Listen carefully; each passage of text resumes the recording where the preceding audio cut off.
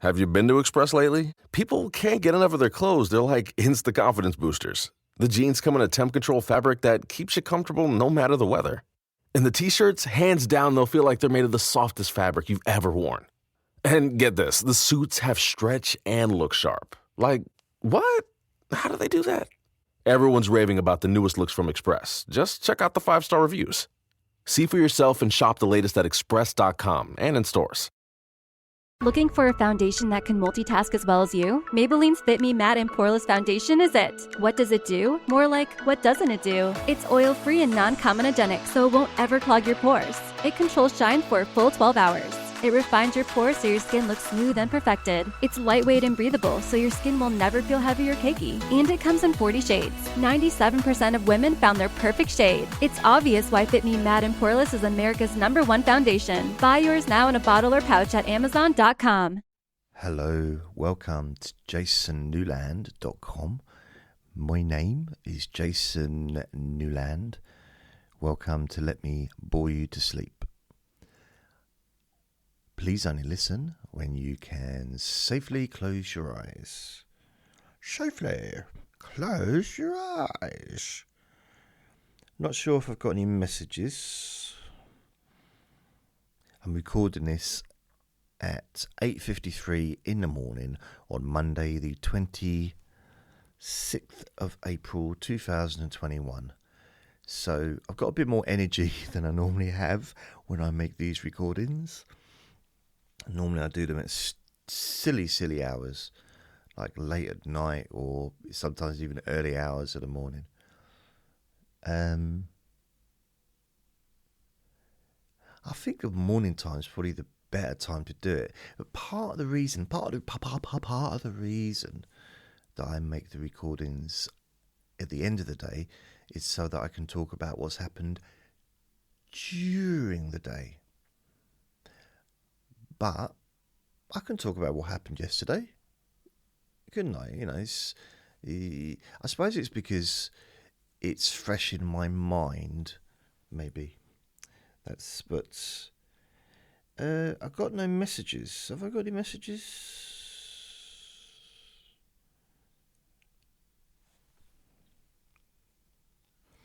I got a message from Suzanne a few days ago, and it says, "Sting my fiard." Fiard.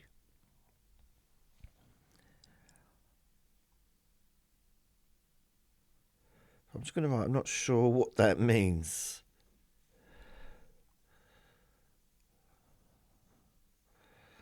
So, I don't know who that is. View Facebook profile. This is someone with no picture at all. It's just a black dot, like an empty space filled in with, I think that's black. It might be blue. No, it's black, yeah. And no photos. So I don't know if it's a person or not. They've got 13 friends on there.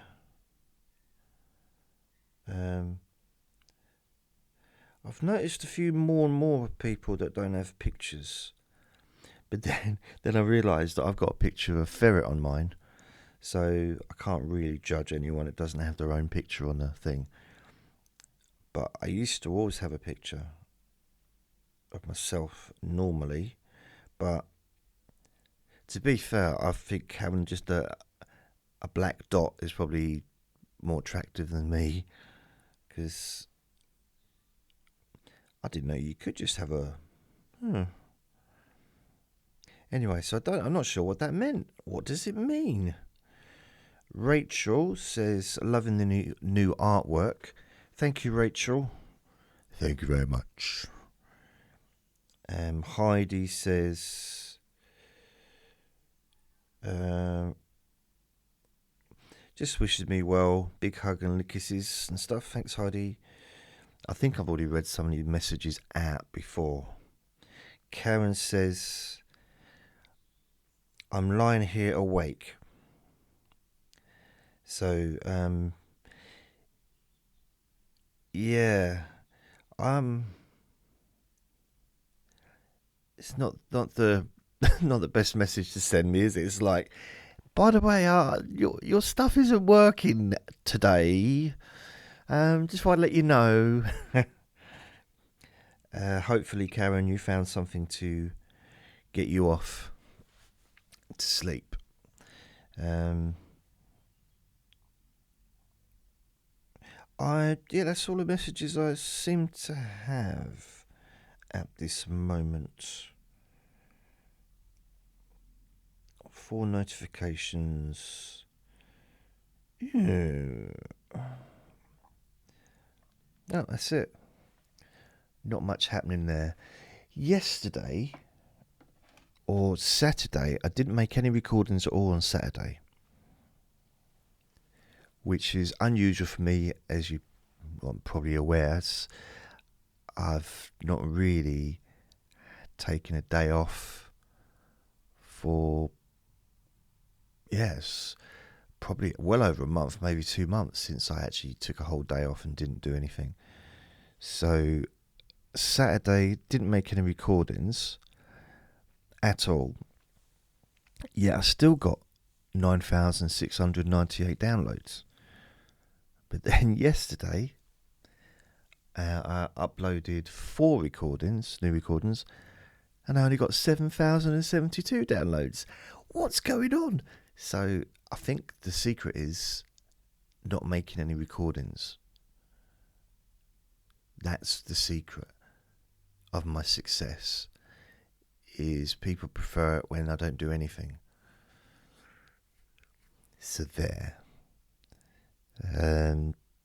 It's 8:59.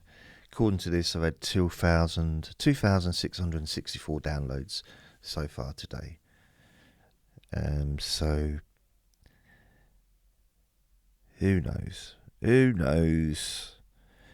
But it's going well. I'm pleased with how it's going, but I didn't realise how time-consuming some of the things are that I do.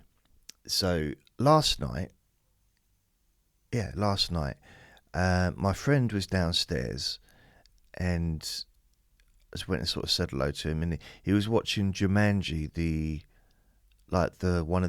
first of the new ones with The Rock and Kevin Hart and stuff in it. And I said to him, why don't you come watch it upstairs with me? So he did. He came upstairs, and we had some pizza, and we just watched it here. The film had already been going for about 20 minutes at this point, but we watched the rest of it. It was fun. The whole of that time, I was uploading the recordings that I'd made, plus a bit more time on top of that. So it took me about 2 hours to upload to my podcasts the new recordings to the various podcasts. So I never realised the time it took. It's only because I was doing something specific, a bit different, because I don't generally watch a movie on television with another person in the room. I spend more, I guess I watch more like Netflix and movies streaming than I do on television. But it was nice. It's a bit different, and Jumanji is something that I probably wouldn't watch on my own because it's scary. No, because I don't know, I just thought it's something I wouldn't watch, and I did quite enjoy it. It's quite funny, and yeah, it was alright. So I'm probably going to watch the next one. So I've got the other one is actually, I think, on Netflix, I do believe. The Jumanji, whatever it's called, the one from 2019. No, 19.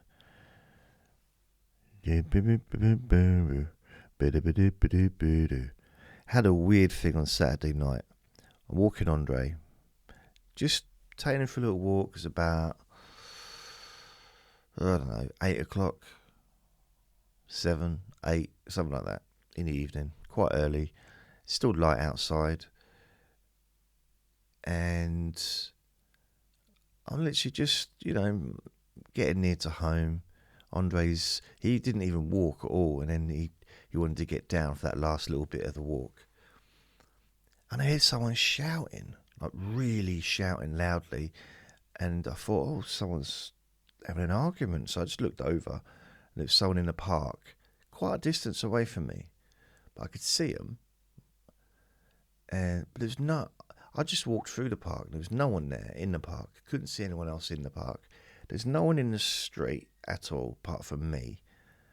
So I thought, oh, he's aiming it at me. And he's swearing, and he's all the kinds of like being threatening, and I can't really hear exactly what he's saying. And I'm thinking, oh, it's a little bit, ooh. So I run. So I've got Andre with me. He's my first priority, in that kind of a situation. I need to sort of get him out of the way. So I take him upstairs, and then I want to see who this person is, because I generally get on with everyone. It's not, generally, I don't have an issue with people, and I don't hardly go out. I only talk to people that I know, and the people I know wouldn't be like that with me. And so I look out the kitchen window just to see who it was when he's walked past. I didn't recognise him, but he looked into the doorway as he walked past and yelled something that I won't repeat.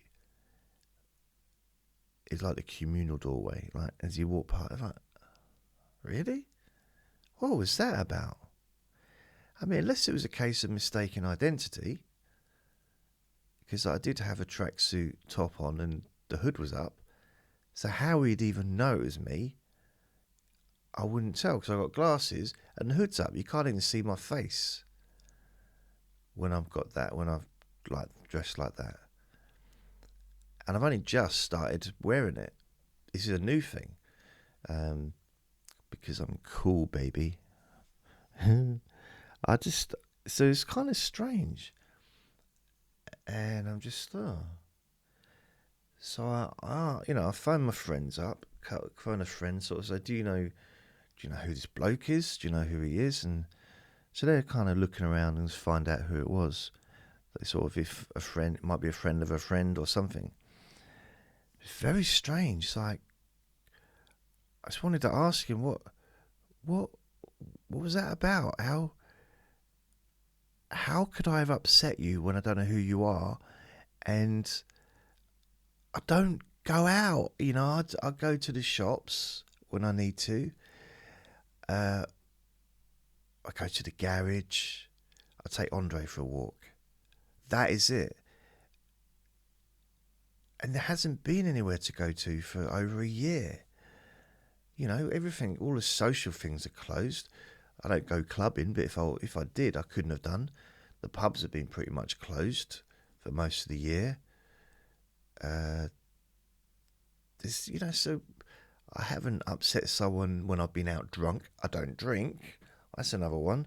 So it's not like I've kind of been, annoying people in a drunken, bingy state. So I don't know. It's weird, very strange, but it upset me. It did upset me, and I was shaking inside. And I just couldn't. There was a feeling, just like really weird feeling, and I didn't know what to do. I was like, I couldn't rest. I was just like, it was so. The energy, so much energy was inside me. So what I did is, I went on my punch bag for about 45 minutes. And I punched it for, good 40 minutes, pretty much non-stop. Not like, woo, but, I didn't, it's one punch at a time. It wasn't a flurry of punches for 40 minutes, because even a professional boxer wouldn't be able to do that. But I was just, I punched it for 40 minutes. I hurt my hands, which don't matter. You know, my hands are all a bit scabby and stuff, but because I don't wear gloves when I punch the punch bag. I just do it barehanded. The reason for that is like, well, that's a bit stupid. Well, you're not wearing gloves. If you have to defend yourself against someone, you're not going to be wearing gloves when you punch them. And so you need to learn, well, not me, but I've figured, because I broke my hand twice in the past, I need to learn to be able to punch without ever hurting my hands. By hurting, I mean breaking or twisting or anything like that. So yeah, the skin's come off my knuckles, but I don't hurt my hands anymore when I punch. And that's something I had to learn, because in the past, I think I probably had stronger hands when I was younger. The bones are probably stronger maybe, because I used to be able to punch bags without hurting my hands, other than the knuckles, you know, with the skin coming off and stuff. But a lot of the time I had gloves on. So I've had a few punch bags over the years. The last place I lived at, I had a stand-up punch bag. Used to tell me jokes. You know, it had a thing at the bottom which you could fill with water or sand. I used to put water in it, and I had it in a little kitchenette thing that I had. And then before that, I didn't have anything in that room, but the one before that, when I was at college, I had one in the garden, and it was exactly the same as the stand-up one. And you know what's weird? I left the one, before I moved here, I left it there. Why did I leave it there? It cost me about £200. There was something about not wanting to bring anything here from there, like a new start, you know? Maybe I wanted to leave the aggression at home, leave it there, you know, be a different person, and not that I'm aggressive. I'm a very calm person generally. But getting on that punch bag for 3 minutes. Did I say 40 minutes? 3 minutes. I can't do anything for more than 3 minutes without.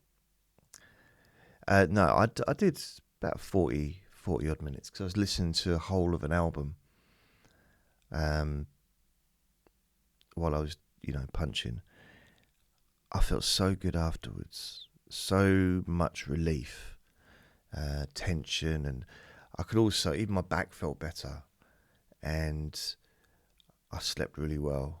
It's really weird. It's a nice bit of exercise, but I can't go on it at the moment because I have to wait for my hands to heal.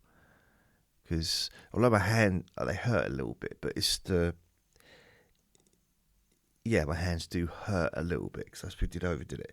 There's a little bit bruised, but it's just the knuckles where the skin has to heal again. So it's probably about a week or so to get that healed.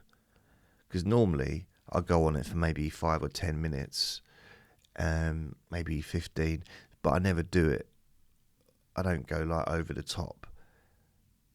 Like Saturday night, I was really going for it a bit, you know. I was trying to tap it into whatever negativity that was in there and getting it out, releasing it, which is the best place. Negativity needs to be out.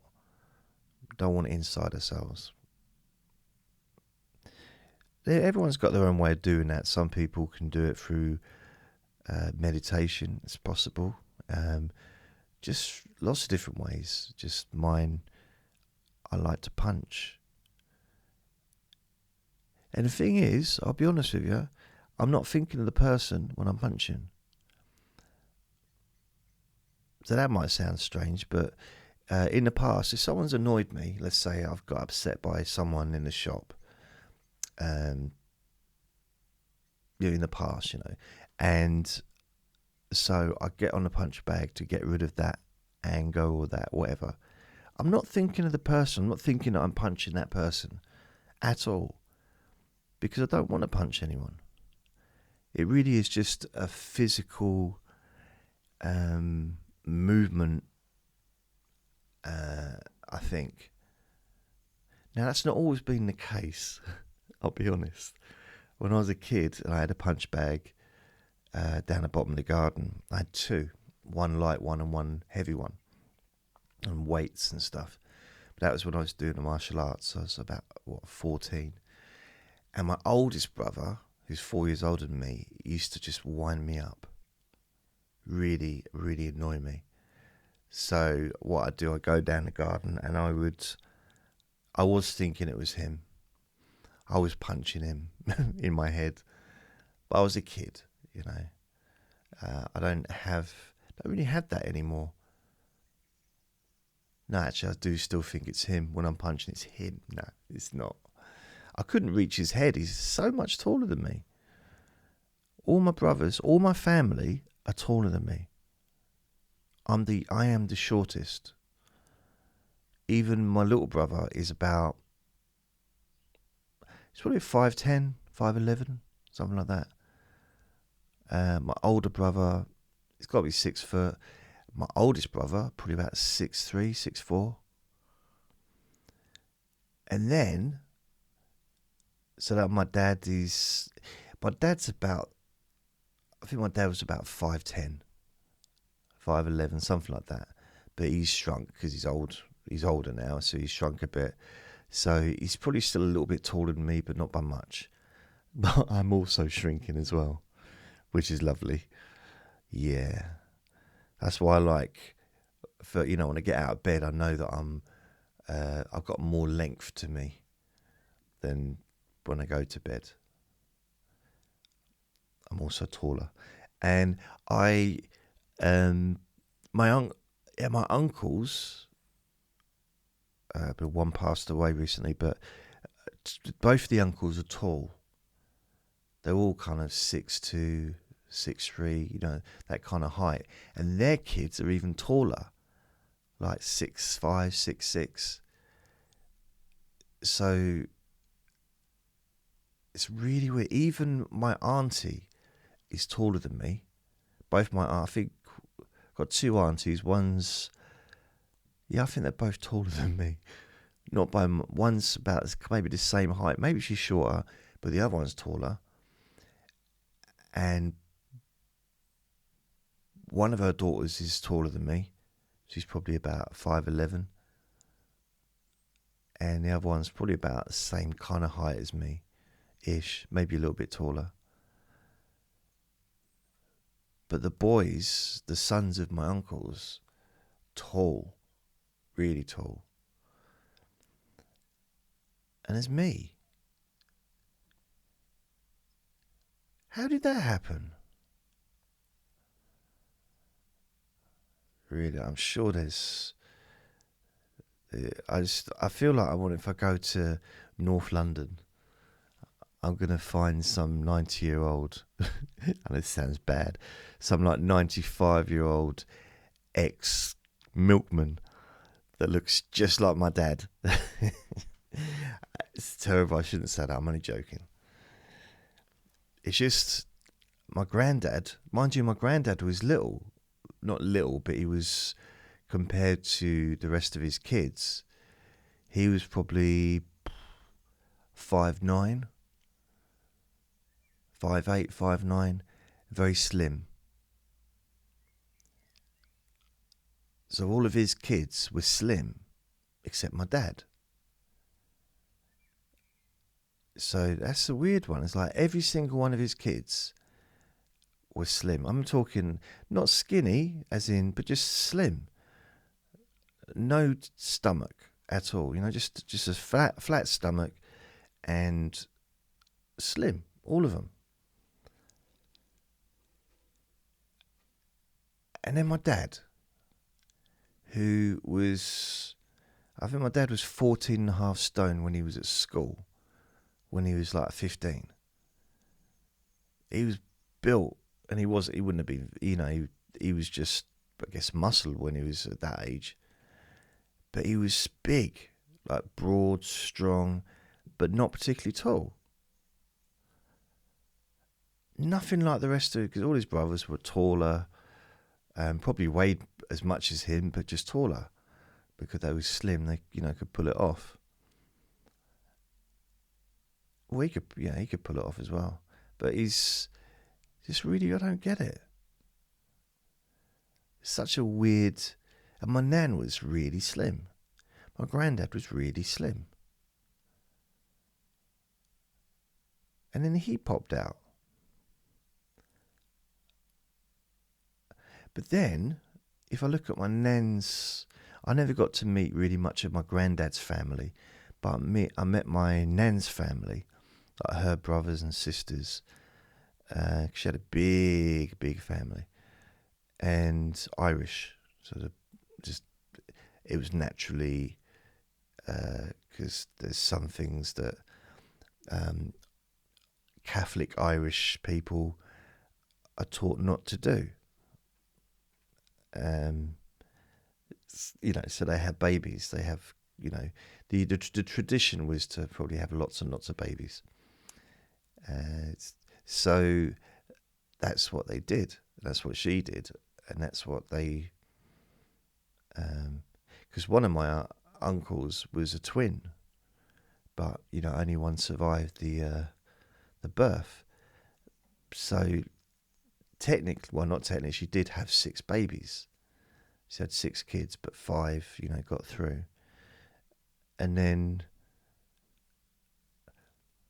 one of my grandmother's, my nan's brothers, looked quite like my dad. Now my dad looks like him, and he was stocky. Even then, he was in his 80s when I really sort of met him, and he was big. Very stocky, very kind of upper body, all upper body. Not like my dad. He's not got skinny legs, but it's really just from the hips up. If that makes sense, the rest of him is just like, it's almost like a different body. It's a different, he's slim below his hips, but not above. And my uncle, well, I don't know what you want to call him, but my sister's brother, he was the same. He had ginger hair as well. Although he didn't when I met him, but he had grey hair. But he originally had ginger hair. So that whole ginger gene is in there, and it has passed on. Because at least 2 of my cousins have got ginger kids. And they didn't have ginger boyfriends or husbands. So the gene is quite a strong gene, and that has passed through. Which is why I guess I had a ginger beard, and some of my hair was ginger during my life. I think I've probably got ginger skin. I burn quite a reddish skin. I do burn very easily in the sun. Yeah. There's no point at all to what I'm saying, but I just found it weird that everybody was so slim, and then my dad popped out, and he was this big, not tall, but just wide man. And the thing is, I don't know what my nan's dad was like. I don't know what my granddad's dad was like. They both might have been really big men, or so that genetics was there. I mean, the tall genes was there clearly, because they all the family ended up being tall, pretty much. But then, on my mum's side, going on my genetics, because we're 50%, aren't we? 50% parents of each one. 50% of man, 50% of the woman's genes. So I never met, in my memory, I'd never met any of my mother's side of the family. I think she had 2 sisters, or at least one sister. And I was told that she moved to America. So I hope that she's happy and well and still very much alive and enjoying her life. But I've never met her. her mum, both my nan and granddad are not here. They died. I don't know when. I don't know if she died, but I think she did. And if she didn't, she's got to be in her 90s.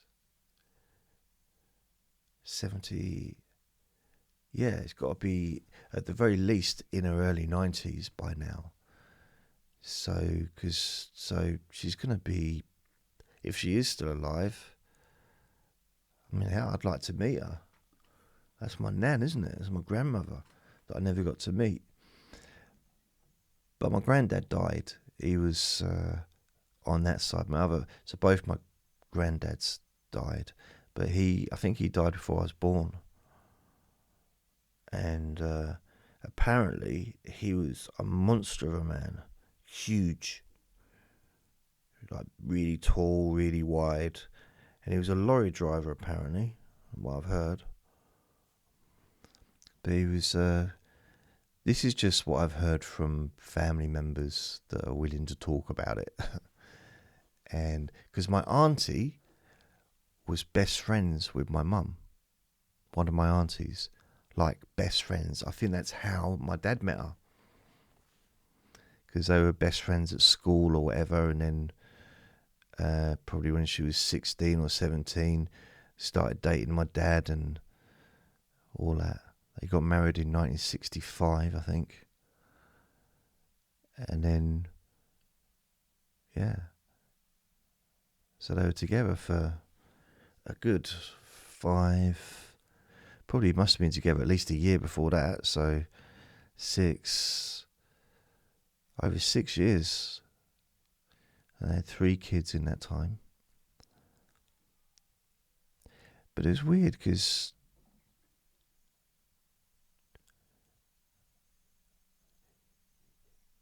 I might have relatives out there that I don't even know about. I might have brothers and sisters that I don't even know about.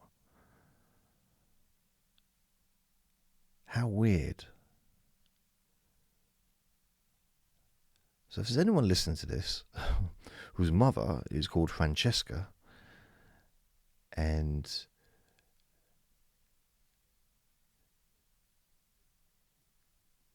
maybe you look a bit like me, that's unlikely though, isn't it? You could do, I suppose. I would say that I look more like, even though I don't know what my mum looks like, or look like even, I know that I look like my dad, so unless, how weird would it be if I met my mum and she looked like my dad as well? That'd be really weird. Freaky. So yeah, I don't know, that'd be just strange. I've got a long lost sister or brother out there. I don't see the ones I've got. So I guess it'd be weird. It'd be very strange. Are you out there? Any mini-me's out there? I mean, technically, I do have a brother and sister that I've never known, because my stepmum, my first stepmum, who adopted me when I was 7, and my brothers,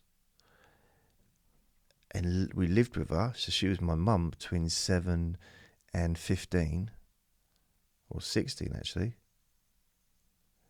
She then moved away, got married, and had 2 children.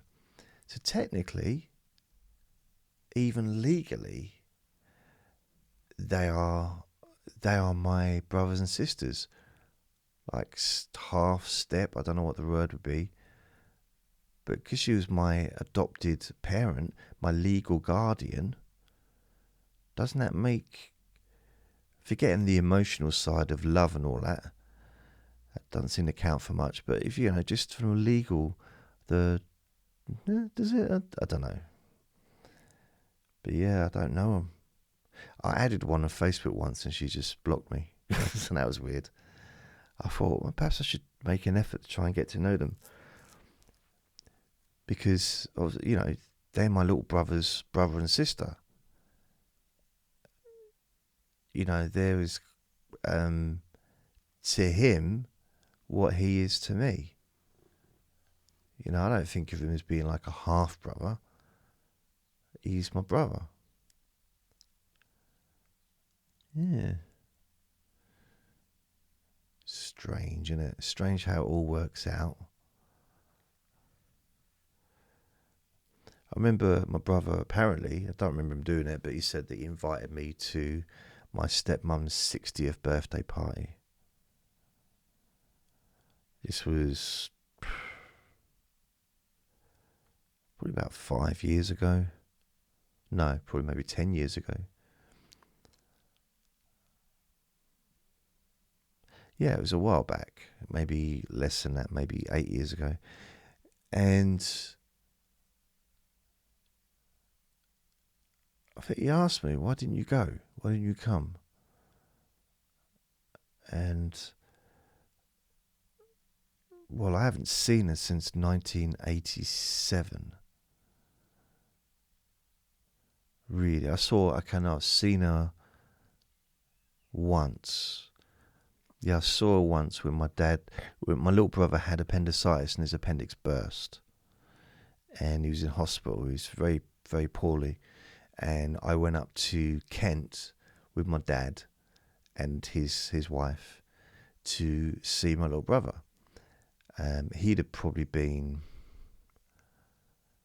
He must have been even late teens or early 20s at that point. So it's quite a long time ago, because he's now in his 40s. So she rocked up and I saw her briefly, and that was just weird. It's just weird. It's strange how someone can become a stranger, like a real stranger. Like one of the most important people in my entire life at one point had such a huge impact on my life in probably mainly a positive way. You know, really pretty much gave up her life to care for me and my brothers and my dad. And she was only young. She's like 21 years old, and suddenly she's got 3 kids. 3, you know, one's 10 years old. One's 8 and one's 6. In fact, I just turned 7, so one was 11, one was 9, and one was just turned 7. That's a huge commitment for a 21 or 22-year-old woman to take on. And she'd only just sort of married my dad a little while earlier. So, you know, it's an amazing thing she did, really. But I think what it was is, that's part of the problem, I think, because she missed her youth. You know, the 20s, she spent her 20s being almost like a middle-aged woman, like living like that, living like someone in their 30s or 40s, and devoting all her time to that. And then I think she hit 30 and had an epiphany, I think, or 29 or 30. I think when she hit 30, things changed, because she did her hair different. There was a time when, maybe it was before she was 30, but late 20s, she always had straight hair. And I'm not even going to say the word plain, because she was never plain. She's a beautiful woman, but she didn't really wear makeup, didn't need to. You know, she's very, but homely, always looking after us. We was the priority.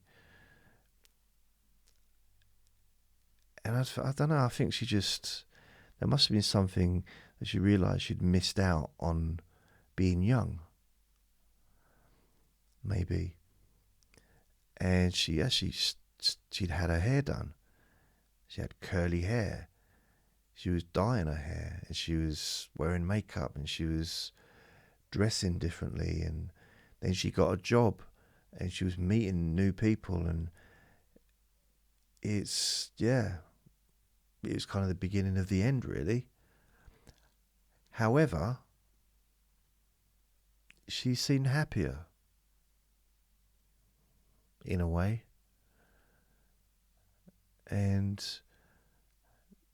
you notice stuff like that, don't you, when you're a kid? Like, well, partly I don't mind you being miserable as long as you make cakes for me and, you do everything for me. I'm sure kids don't think that, but I didn't really take much notice of her. Her happiness was not important to me when I was a kid. No one else's happiness was important to me.